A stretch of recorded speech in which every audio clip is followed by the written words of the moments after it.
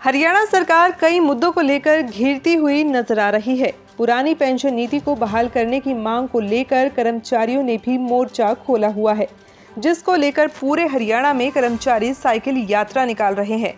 पुरानी पेंशन नीति को बहाल करने की मांग को लेकर 2 जून से शुरू हुई कर्मचारियों की साइकिल यात्रा 18 जून को करनाल पहुंची। करनाल में कांग्रेस ने साइकिल यात्रा का समर्थन किया। इस मौके पर कर्मचारियों का कहना है कि 23 जून को चंडीगढ़ में साइकिल यात्रा का समापन किया जाएगा। पुरानी पेंशन नीति बहाल करने की मांग को लेकर राज्यपाल को मांग पत्र सौंपा जाएगा। कर्मचारी यूनियन के प्रदेश अध्यक्ष विजेंद्र धारीवाल का कहना है कि 19 फरवरी को पंचकुला में भी कर्मचारियों ने बड़ी रैली की थी, लेकिन सरकार ने दमनकारी नीति के चलते हुए लाखों कर्मचारियों पर लाठी डंडे बरसाए थे और आंसू गैस के गोले भी कर्मचारियों पर छोड़े थे। विजेंद्र ने कहा कि सरकार ने अभी तक हमारी मांगों को मानने के लिए कोई ठोस कदम नहीं उठाया है। उन्होंने कहा कि सरकार ने जल्दी पुरानी पेंशन को बहाल नहीं किया तो वो इससे भी बड़ा कदम उठाएंगे। 23 जून को चंडीगढ़ पहुंचेंगे, जहां महामहिम राज्यपाल को अपना ज्ञापन सौंपेंगे।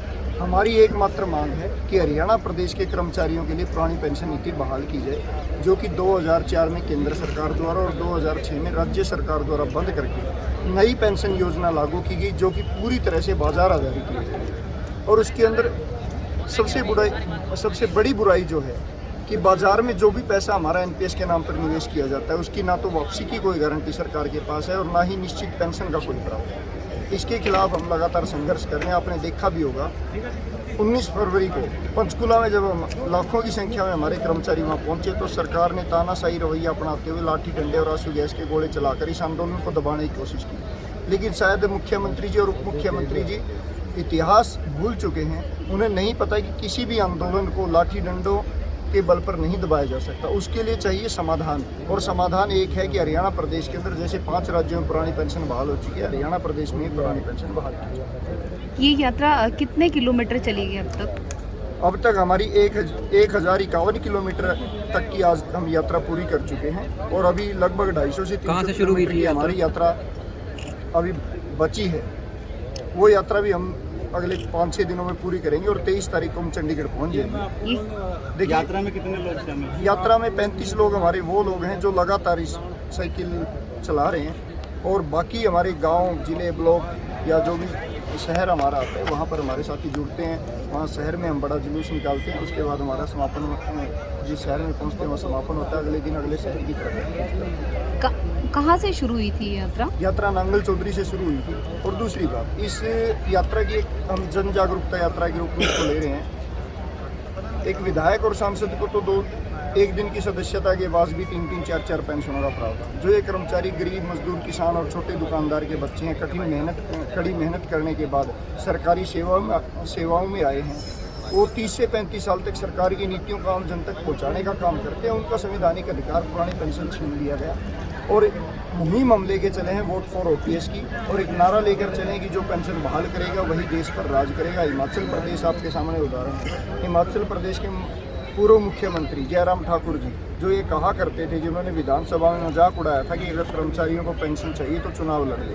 हमने चुनाव तो नहीं लड़ा, लेकिन वोट फॉर ओपीएस की मुहिम चलाकर उनको सत्ता से बाहर कर ऐसी सरकार बनाने का काम किया जिन्होंने पहली कैबिनेट मीटिंग में हमारी पेंशन बहाल की। वही मुख्यमंत्री पहले मानने को तैयार नहीं थे, और अभी 6-7 दिन पहले पंचकुला वो आए थे और आप पत्रकार साथियों के सामने प्रेस वार्ता में उन्होंने खुद माना कि हिमाचल प्रदेश में अगर हमारी सत्ता गई तो केवल और केवल ओपीएस के मुद्दे के ऊपर गई, और हरियाणा प्रदेश में भी ये मुद्दा सबसे प्रमुख रहेगा। तो हम अभी मुख्यमंत्री और उप मुख्यमंत्री जी और उनकी पूरी कैबिनेट के पास समय है, वो निर्णय ले अपने कर्मचारियों के हित में, क्योंकि कर्मचारी सरकार की रीढ़ होता है, सरकार के दोनों हाथ होते हैं, सरकार की नीतियों को लागू करवाने का काम करता है। उनके पक्ष में निर्णय ले, उनकी सामाजिक सुरक्षा लुटाने का काम करे। अगर नहीं करते, निश्चित तौर पर पेंशन बहाली संघर्ष समिति, जिसके साथ तमाम कर्मचारी संगठन, किसान संगठन, मजदूर संगठन, ग्राम पंचायतें, अन्य हमारी ब्राह्मण सभा ने भी आज हमें समर्थन दिया है, वैश्य समाज हमें समर्थन दे चुका है, यहाँ तक कि विश्व हिंदू परिषद भी हमें यात्रा के दौरान समर्थन दे चुका है। सरकार को चाहिए कि पुरानी पेंशन बहाल करे, नहीं तो हम वोट फॉर ओपीएस की मुहिम 2024 के चुनाव में चलाएंगे और इनको सत्ता से बाहर कर ऐसी सरकार बनाने का काम करेंगे जो पहली कैबिनेट मीटिंग के अंदर हमारी पुरानी पेंशन को बहाल। सर कितने साइकिल यात्रा में चलाए जा रहे हैं? 35 साइकिल हमारे चल रहे हैं, बाकी 35 साइकिल हमारे रेगुलर चल रहे हैं। बाकी जिला अगर ब्लॉक में हमारे साथी जुड़ते हैं, साइकिल से जुड़ते हैं, बाइक से जुड़ते हैं, गाड़ियों से हमारे साथ जुड़ते हैं, गाँव में हमारा स्वागत किया जाता है ग्राम पंचायतों द्वारा। तो एक जन जागरूकता यात्रा के रूप में तब्दील हो चुकी है और आज गाँव में गली गली में बुजुर्ग, बच्चे, माताएं, बहनें, हर किसी के जुबान पर ये बात है कि जब विधायकों सांसदों को पेंशन हो सकती है तो गरीब मजदूर किसान के बच्चों को पेंशन क्यों नहीं? एक दिन में कितने किलोमीटर रास्ता निकालने की बात करें तो देखिए, बीच का रास्ता कुछ नहीं हुआ करता।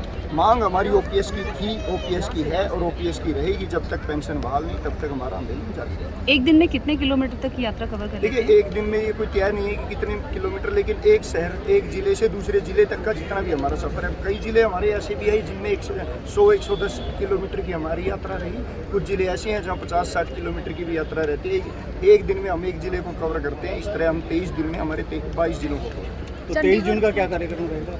23 जून को हम बरवाड़ा ब्लॉक, जो पंचकुला का एक ब्लॉक है, वहाँ एकत्रित होंगे और वहाँ से जुलूस के माध्यम से महामहिम राज्यपाल को ज्ञापन देने के लिए चंडीगढ़ पहुँचे, क्योंकि महामहिम राज्यपाल की नियुक्ति ही लोकतांत्रिक प्रक्रिया को बचाने के लिए और संवैधानिक नियमों को लागू करवाने के लिए होती है और पुरानी पेंशन कर्मचारियों का संवैधानिक अधिकार है। हम उनसे मांग करेंगे कि सरकार जिस तरह से तानाशाही रवैया अपना रही है वो उनके ऊपर नकेल कसने का काम करे उनको आदेश पारित करे कि हरियाणा प्रदेश के कर्मचारियों को की पुरानी पेंशन बहाल करें। इसके बाद भी अगर आपकी मांग नहीं मानी जाती तो क्या रणनीति? देखिए, इसके बाद भी हमारी मांग नहीं मानी, अभी समय है चुनाव में, सरकार के पास भी समय है और हमारे पास भी समय है। लगातार हमारा आंदोलन जारी रहेगा। दिल्ली में भी हम बड़ी रैली करने वाले हैं आने वाले समय में। हरियाणा प्रदेश में भी बड़े प्रदर्शन और घेराव मुख्यमंत्रियों का करने वाले हैं। और उसके बाद मैं पहले भी बता चुका हूँ कि वोट फॉर ओपीएस के चुनाव के दौरान हमारी खुले तौर पर, इस बार ये नहीं होगा कर्मचारी कि किसी दबाव में आके कि या सरकार के दबाव में कोई तो बैठ जाएगा। इस बार हम खुले तौर पर, आप पत्रकार साथियों के माध्यम से, जब आचार संहिता लग जाएगी, सरकार का समय चला जाएगा और सरकार को हम तभी तक समय दे रहे हैं जब तक आचार संहिता नहीं लगती। आचार संहिता लगते ही हम बिल्कुल आप सभी साथियों के सामने बैठकर फैसला लेंगे, सभी साथियों से सलाह मशवरा करके कि किसको हमें वोट डालना है। पहले हमें सभी राजनीतिक पार्टी जो आज हमें समर्थन भी कर रही है, सारे विपक्षी दल समर्थन कर रहे हैं, लेकिन हम निर्णय लेंगे जो हमें वादा करेगा, जो यकीन दिलाएगा कि जो पहली कैबिनेट मीटिंग में पुरानी पेंशन को बहाल करेगा, हरियाणा प्रदेश के कर्मचारी, अधिकारी और उनके परिवार उनका साथ देने का काम करेगा। आपका नाम और डेजिग्नेशन? विजेंद्र धारीवाल, प्रदेश अध्यक्ष पेंशन वाली संघर्ष समिति। और हमारा पेंशन का अधिकार जो संविधान में साफ साफ लिखा है कि एक कल्याणकारी राज्य की जिम्मेवारी बनती है कि वह उसके कर्मचारियों को आर्थिक और सामाजिक सुरक्षा प्रदान करे। उसके लिए हम ये लगातार संघर्ष कर रहे हैं। और वो लोग ये कहते हैं जो स्वयं पेंशन ले रहे हैं, वो देश पर पेंशन को बोझ बता रहे हैं। जो एक विधायक एक दिन के लिए बन जाता है, फिर वह सांसद बन जाता है, तो उसकी 2 पेंशन पक्की हो जाती है। हमें तो 30 से 35 साल सेवा करने के बाद पेंशन मिलती है। आप दुष्यंत चौटाला को देख लीजिए, 26 साल की उम्र विधायक बन गया, 31 साल में पेंशन लग गई। अब दोबारा फिर विधायक बन गया, अब 41 साल में दोबारा पेंशन का हकदार हो जाएगा।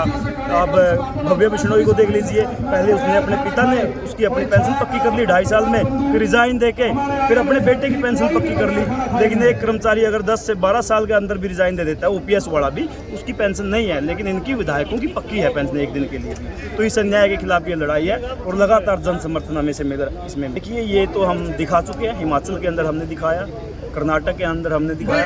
अभी हिमाचल के मुख्यमंत्री 5-6 दिन पहले पंचकुला में कॉन्फ्रेंस करके गए, वो माननीय मुख्यमंत्री से कह रहे थे कि मैं तो मौका रहते नहीं संभल सका, आपके पास वक्त आप संभल जाए। तो ये बहुत बड़ी बात है, वो संभलना चाहिए। और अभी समय है उनके पास, हम लोग अपने ऊपर जो लाठी बांधेगी, जो हमारे पूरे आंसू गैस के गोले छोड़ेंगे, वो दर्द बुलाकर हम फिर भी उनका धन्यवाद करने के लिए तैयार हैं। आज वो पुरानी पेंशन लागू कर सकते हैं। आपका नाम सर? मैं ऋषि नैन, पेंशन वाली संघर्ष समिति राज्य महासचिव।